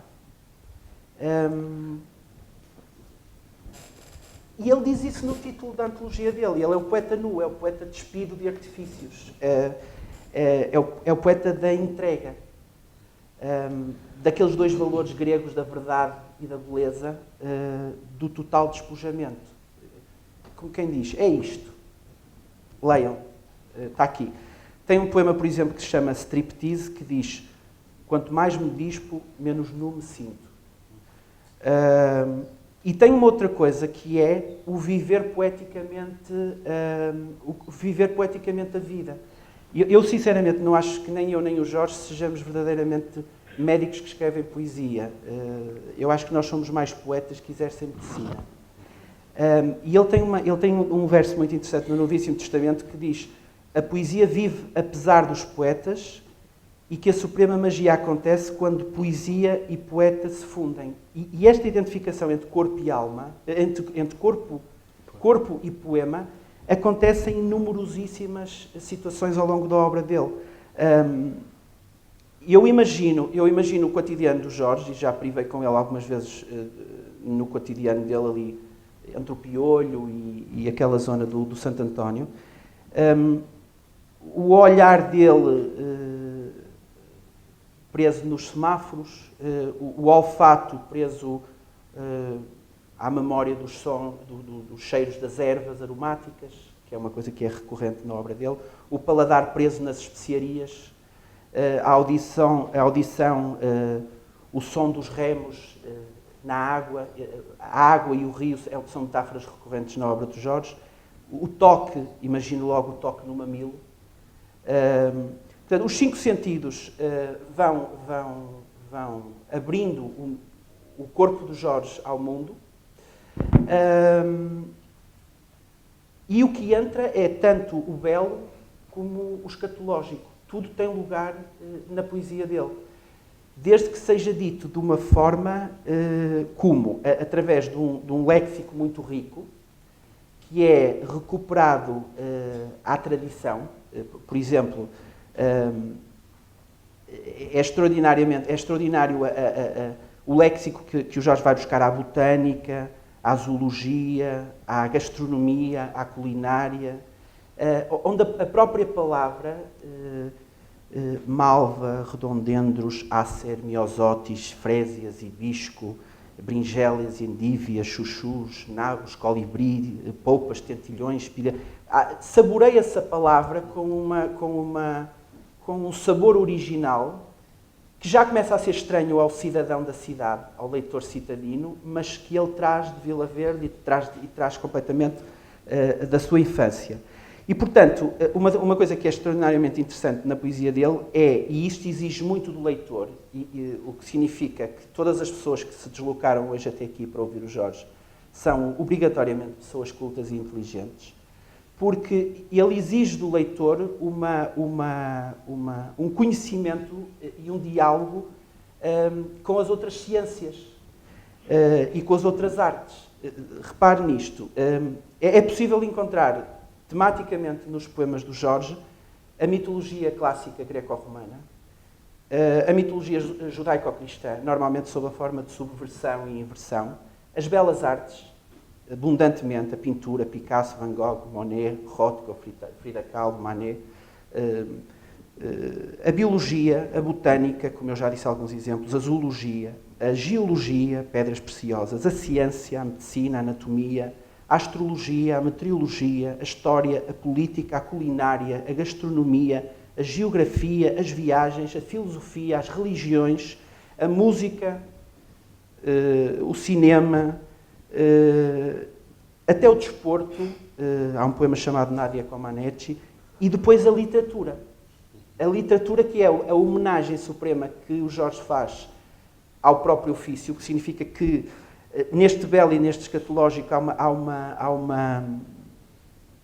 há um respeito enorme pelo ofício, eu vou já dizer como, e a tradição, porque subtilmente na obra dele, e isto é que é interessante, nós próprios crescermos como leitores para depois a descodificarmos numa segunda e numa terceira e numa quarta leitura, e eu já leio o Poeta Nu de uma forma muito mais rica do que lia naturalmente quando o conhecia. Nós temos lá a poesia portuguesa através das homenagens que o Jorge faz ao Eugênio de Andrade, como por exemplo Esse Verão ou O Pequeno Etíope, ao Cesário Verde, e muitos outros poetas portugueses, não vou estar a querer ser exaustivo. A poesia francesa, o Apollinaire, Lautréamont, Baudelaire, os surrealistas, Rimbaud, Jacques Prévert. A poesia anglo-saxónica, o Pound próprio e o Pound tradutor de IQs, o Whitman, o Rosa que se lia ali, pode-se ficar por ali, ou podemos ir buscar a Gertrude Stein, as feministas inglesas e americanas, os beat da geração de São Francisco, logo no primeiro livro, a poesia oriental, a poesia de leste, riquíssima, até a poesia experimentalista, que o segundo poema tem um título lateral dizendo é proibido escrever na margem, e depois o experimentalismo volta a seguir. Só um parênteses para perguntar ao Jorge se tudo cabe num poema, convocando tantas paixões, tantas áreas distintas. A questão é saber meter lá, não? Claro. É cabelar tudo. Pronto, e o que é interessante é que a tradição, é extraordinariamente interessante a maneira como o Jorge incorpora e respeita a tradição, crescendo a poesia dele a partir daí, portanto, exigindo do leitor um certo conhecimento básico mas a forma como a própria poesia funciona para uma pessoa que se inicia na leitura da poesia. Porquê? Porque a própria poesia é rica em inversões, em subentendidos, em hipérboles, em personificações, uma adjetivação fantástica e naquilo que eu acho que é a pedra de toque da poesia dele, que é este humor terno e quando ele diz Portugal, estou loucamente apaixonado por ti, os achados verbais que a poesia tem, faz, por exemplo, que muita gente não sabe, mas, por exemplo, o Jorge é talvez o poeta português preferido do Ricardo Araújo Pereira, dito a mim próprio na Feira do Livro do Porto. Há gente que não sabe disto. E é uma poesia que, ao longo do tempo, tem rumado, e isto já foi aflorado mais ou menos há bocado, de uma complexidade que eu tentei descrever, e eu não sou crítico literário, por favor, para a contenção e a economia. E isto vai aparecendo sequencialmente ao longo do... Mas, em seu entender, João Luís, para onde é que tem caminhado a poesia mais recente do Jorge? Em que sentido? Da economia de palavras? No sentido da máxima da arquitetura do less is more, que é... o IQ não é por acaso que surge na poesia do Jorge, porque o IQ é aquela forma suprema de transmitir uma imagem...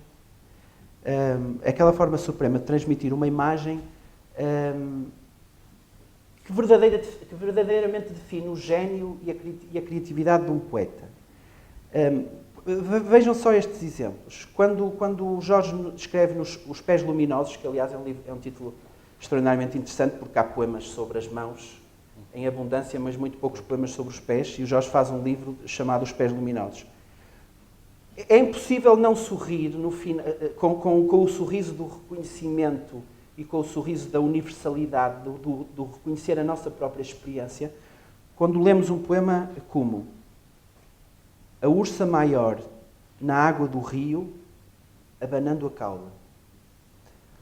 Ou quando lemos um poema, pergunta a um eucalipto a idade e ele dir-te-á, abraça-me.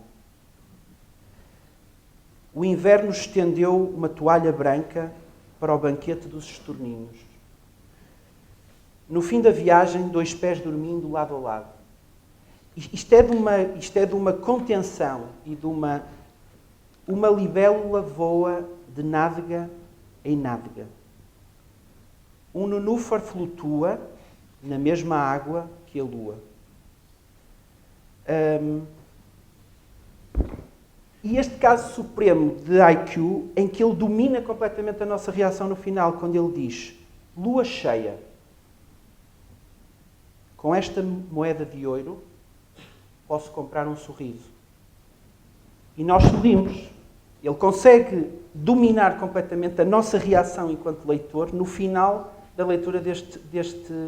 E nós porquê é que sorrimos? Sorrimos porque percebemos, sorrimos porque compreendemos, sorrimos porque o poema é sublime numa economia verbal extraordinária, transmitir uma imagem fotográfica sem estar lá a fotografia, transmitir um movimento sem lá estar o cinema, transmitir às vezes uma sensação daquelas 5 iniciais sem estar lá propriamente o nosso corpo. E isto é que define um grande poeta, e isto é que define antologicamente, descontando de vocês toda a amizade que eu tenho pelo Jorge, a qualidade desta poesia. E então, para terminar, deve haver outras perguntas para fazer, como eu dizia, esta poesia inteligentemente vai-se eliminando dos excessos, vai-se eliminando da verborreia, que nunca existiu propriamente lá, e vai-se tornando mais mística, sendo o Jorge uma pessoa não propriamente religiosa, vai-se preocupando com uma cosmogonia pessoal, por exemplo, no caso do Novíssimo Testamento, e vai à essência das coisas. E nesse aspecto, o pólen, as rosas, o silêncio, o nenúfar, e aquela que eu acho que é a grande metáfora de toda a obra, que é o rio como metáfora horizontal da passagem do tempo, o rio de Heráclito, o rio que ao mesmo tempo que é tempo é espaço, são rios reais como o Ganges, o Mississippi, o Douro, é o rio da corrente sanguínea, em hidrologia e guarda-rios, é o rio do jato do sêmen, é o rio da corrente líquida do pensamento, e é aquele rio que ainda é nuvem e ainda é gota de chuva, ou é aquele rio que já é foz e já é espuma do mar. E esse rio é um contínuo, o que torna aqueles 11 livros extraordinariamente interligados entre si. E torna-nos sedentos do que é que vem a seguir, quando é que vem o próximo livro, quando é que Obrigado por salta mais essa leitura tão rica da obra do Exageraste Jorge um Sousa bocado. Mas há aí muitos pontos que o João Luís tocou que eu gostaria que o Jorge comentasse, porque há uma leitura muitas vezes redutora que se faz dos seus poemas associando excessivamente ao cotidiano, quando não se cingem a eles, abarcam muito mais, abarcam até questões da cosmogonia, questões ontológicas. Gosta que os seus livros tenham essa leitura tão rica como a que o João Luís fez agora e que não se fiquem, embora numa primeira camada sejam mais associados ao cotidiano? Quer dizer, não há, quando escrevo qualquer coisa, não há uma atitude premeditada de ser isto ou ser aquilo. É evidente que as coisas têm várias leituras e têm várias camadas de leituras, não é? E é bom que seja assim, porque os poemas que nos acompanham é porque têm várias maneiras de se apegarem dentro de nós. Portanto, tem várias ventosas, não é? E talvez essas ventosas sejam as várias leituras que aquilo eventualmente poderá ter, mas nunca me preocupo em estar a fazer coisas transcendentes ou coisas banais. Outra das características que o João Luís apontou e bem, que diz respeito à ausência de afetação literária que o Jorge tem, ao contrário do que caracteriza muitos poetas e autores. Sente que, realisticamente, sente que que isso é prejudicial, entre aspas, em termos de obra, porque quer se queira, quer não, muitos poetas, às vezes a falsa humildade é maior dos orgulhos e das arrogâncias, sendo que no seu caso o facto de ser assumidamente humilde poderá ser não o facto de ser tímido também ajuda um bocado a isso. De maneira nenhuma seria uma starlet literária, não tinha jeito para isso. Para isso também é preciso ter jeito. Mas não é por acaso que estamos na edição número... É a quarta edição, não é? Feitas as contas, é a quarta. A quarta edição do Poeta Nu. Portanto, é um bocado irrelevante estarmos a falar se há crítica ou não há crítica quando há leitores de gerações sucessivas. Realmente a poesia do Jorge tem muitas portas de entrada. Isto é extraordinário, porque talvez o humor e a ironia e a ternura sejam uma das óbvias portas de entrada, porque ela nunca é verdadeiramente sarcástica, vai quanto muito ali à irrisão e fica por ali. Mas é uma poesia extraordinariamente inteligente. Ele faz uma coisa que o Steiner chama, designa, que é convidar os outros ao significado. Há sempre um primeiro extrato de entrada no poema que provoca imediatamente uma sensação de identificação. O desafio que se faz ao leitor, e nós nunca devemos subvalorizar a inteligência do leitor, portanto, no fundo é importante que vocês que estão aqui presentes tenham a noção de que o Jorge já pelo menos uma ou várias vezes flertou com a vossa inteligência, quando não mesmo fez amor com ela, porque na realidade convidou-vos ao significado e convidou-vos a explorar o segundo sentido e eventualmente o terceiro sentido mais profundo que os poemas aportam, que é normalmente aportado pela tradição, por essa ligação. Olha que engraçado ver este poema Morte em Veneza, que funciona só por si, mas também é interessante saber que há um livro e há um autor que escreveu sobre isto, e até há um filme que já foi feito sobre isto, e avançar para o segundo e avançar para o terceiro extrato e tentar ver o que é que o poema nos pode dar mais. E isto existe muito.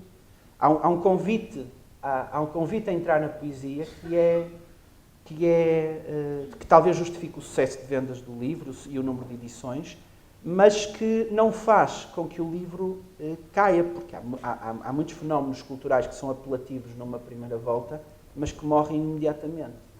E o tempo tem sido o grande juiz desta obra poética. E o que o tempo nos está a dizer é que este poeta é provavelmente, se não o mais importante, um dos poetas mais importantes da geração de 80 da poesia portuguesa contemporânea.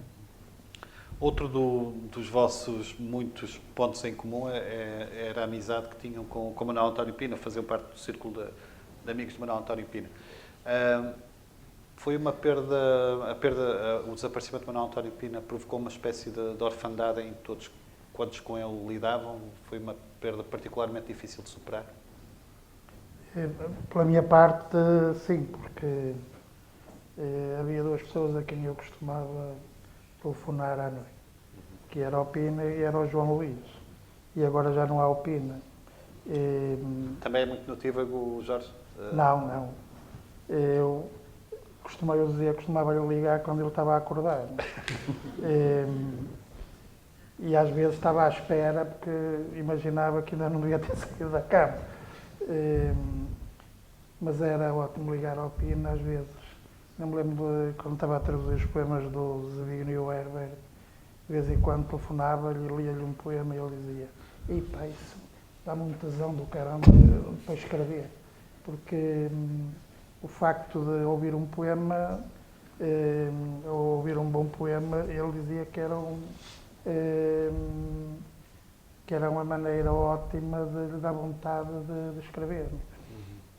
Pronto, e isso, e as histórias dele, e o humor dele fora.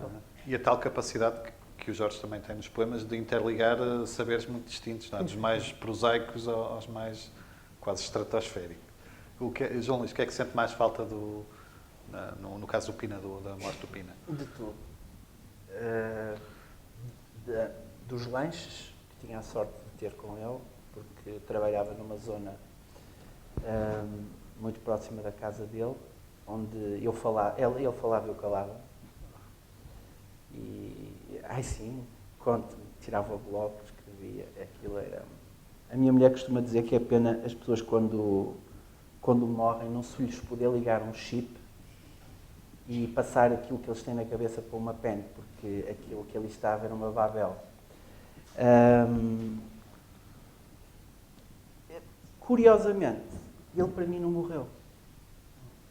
Porque ele tem uma figura de tal maneira carismática e está tão... Em minha casa ele está por todo lado. Está revistas, capas de revistas, a capa das crónicas, e ele, fotografias, recortes. A presença dele era de tal maneira omnipresente que é daquelas pessoas que nós ficamos com a sensação que a qualquer instante vai virar a esquina e vai aparecer. Que está atrasado. Que está atrasado e que está vivo. O que significa uma coisa extraordinária, que é a presença dele e o exemplo dele e a obra dele foram de tal forma marcantes que superaram a simples condição humana. Portanto, ele é mais do que ele próprio. Aliás, temos ali o Germano, que é um dos membros do Clube de Amigos à Espera de Pina, não é? Que também faz parte o João Luís e o Álvaro Magalhães e mais amigos dele. Só não podemos pôr o Germano a contar histórias do Pina, porque senão saímos daqui antes da meia-noite, porque é uma coisa extraordinária o que o Germano sabe do Pina. Exatamente. Mas ele era uma espécie de chefe da tribo. Era uma pessoa extraordinariamente boa. Era bom a escrever. É raro haver essa convergência. E ele era bom na poesia, era bom na literatura infantil, era muito bom na crónica e era muito boa pessoa. Era um ser humano extraordinário, preocupadíssimo sempre com a família, preocupadíssimo com os amigos. Às vezes não tão preocupado com ele e com as próprias maleitas dele quanto deveria, mas que é daquelas pessoas que é absolutamente impossível de esquecer, que se ultrapassaram elas próprias. Manuel António Pina já não é só aquele senhor, já é outra coisa. Não tem dúvidas de que a sua obra é quase irá um adjetivo de como se pode ser. A sua obra irá permanecer, não tem dúvidas. Mas não tenha a mais pequena dúvida. É provavelmente um dos poetas mais importantes da segunda metade do século passado. Mas e agora, sem o chefe da tribo, como se referiam ao chefe é o Jorge. Agora o chefe é o Jorge, exatamente. Pois é. Está preparado para carregar. Ou ele pensa que isto também é assim. O chefe era o Eugénio. Sim, sim. Depois o Eugénio deixou-nos e o chefe, como o Jorge escreveu num texto para o Jornal de Letras, sem que o Pina, ninguém lhe tivesse pedido autorização, passou a ser o Pina. E agora, meu amigo... Está preparado? De maneira nenhuma. Mas não precisa de grande preparação. Claro que sim. A nossa sessão vai longa, agradeço imenso ao João Luís e ao Jorge Sousa Braga. Temos aqui umas pequenas recordações, uns livros, oferta da Porto Editora para o Jorge Sousa Braga e para o João Luís Barreto Guimarães. Há também aqui um livro sobre o Porto, oferta do Jornal Notícias, Espírito do Porto.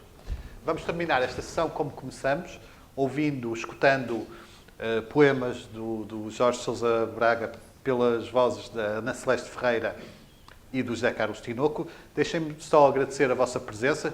O Porto Encontro regressará em junho, com o autor a revelar, dentro de poucos dias. Acompanhem a nossa página no Facebook, iremos divulgar lá a novidade. E, portanto, chamo até nós José Carlos Tinoco e Ana Celeste Ferreira. Muito obrigado por terem vindo.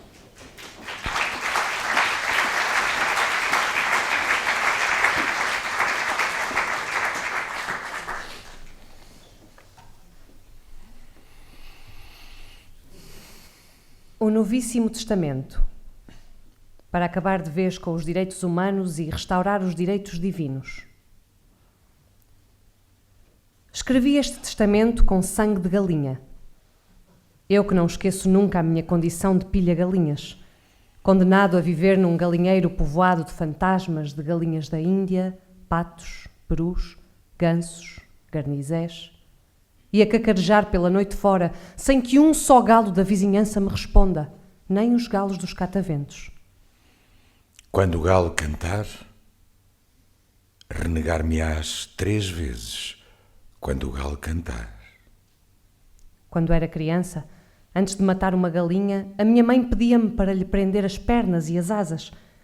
Eu metia as mãos por debaixo da saia e prendia-lhe as asas e as pernas com todas as minhas forças. O sangue jorrava da sua cabeça para uma malga com vinagre e ficava depois muito tempo ainda a espernear no alguidar, o pequeno olho muito aberto. Os meus sonhos estão cheios de cabeças de galinha ainda escorrendo sangue, de milhões de asas, de milhões de patas de galinha, de milhões de ovos. Quem vai bater esta gigantesca omeleta de ovos na frigideira celeste? A minha alma é uma pequena alma entre bilhões de outras almas. Que tamanho tem a alma do mosquito? Proclamo a minha solidariedade com todos os bilhões de frangos do planeta que tentam em vão escapar à máquina de depenar elétrica, com todos os carneiros, cabras, ovelhas, avestruzes. Eu sou um cordeiro inocente que se perdeu do pastor e não sabe senão balir. Com todas as vacas, condenadas a comer rações impróprias e a um orgasmo gelado. No silêncio dos estábulos, elas preparam a sua vingança, enquanto sonham com um prado verde de gramíneas. E essa vingança será terrível. Este é um testamento escrito com o sangue do último dos genocídios. E esse sangue é da cor do alcatrão. Tendo como testemunhas apenas as 2 metades do meu coração.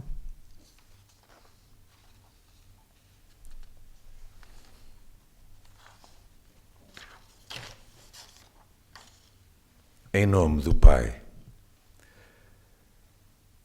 Estavas sentado na sanita e de súbito espessas golfadas de sangue jorraram da tua boca e inundaram o chão do quarto de banho. Na precipitação que se seguiu, nem por uma vez a tua mão deixou de segurar a minha, nem quando entraste na sala de operações e o teu destino ficou suspenso da destreza do cirurgião e de um sem número de monitores. Enquanto estiveste nos cuidados intensivos, tinhas as mãos amarradas à cama para que não pudesses sair nu pelo hospital fora. A tua mãe, dizias, estava à tua espera com um cesto de vime na cabeça, o mesmo cesto onde te costumava levar em criança, quando de manhã distribuía o pão porta a porta na aldeia onde nasceste. Como pudeste fazer isto? Como te pude fazer isso? Há um banco vazio debaixo da laranjeira que plantaste há mais de 50 anos. A laranjeira secou, entretanto. Já comprei outra para a substituir. Mas o banco continua vazio. Demasiado vazio. No fim da noite corre um rio.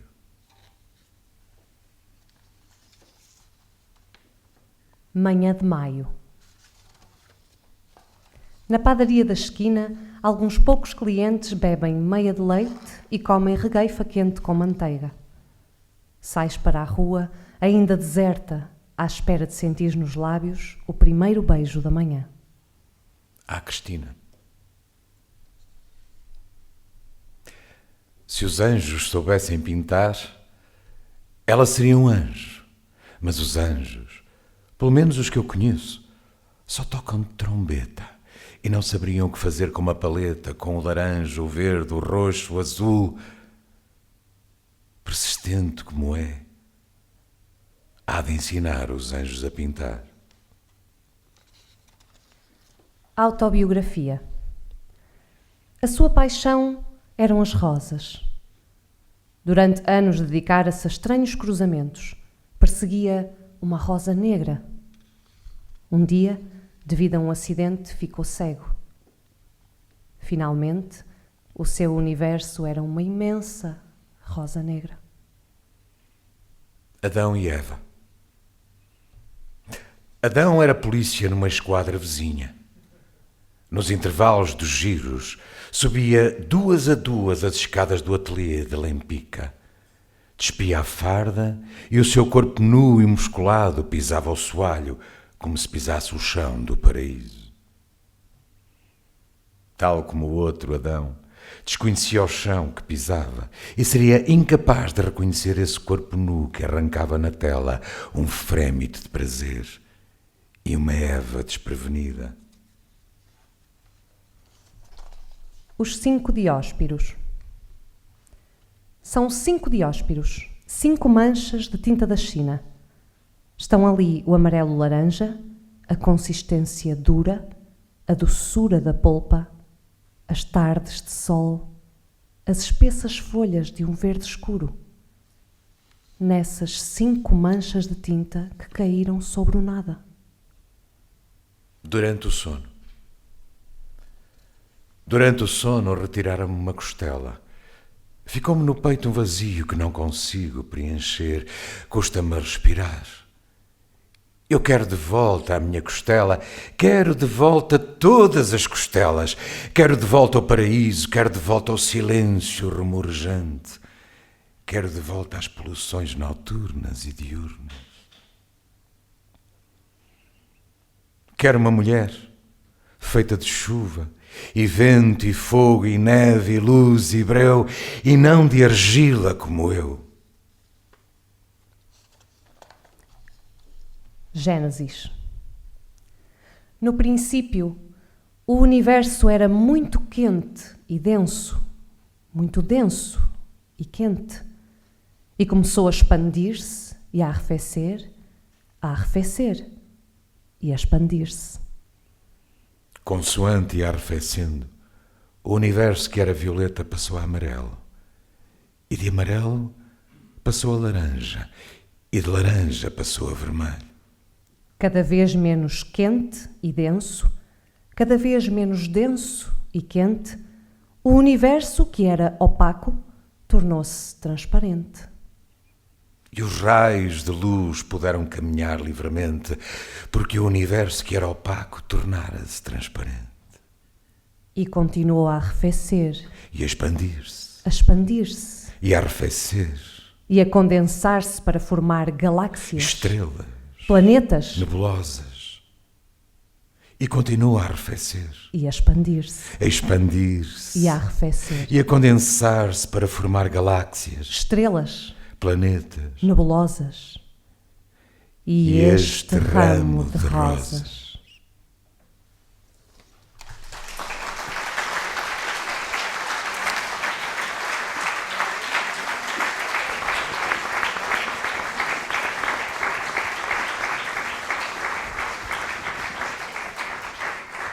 Obrigado mais uma vez. O Jorge Sousa Braga estará agora disponível para assinar livros logo na entrada.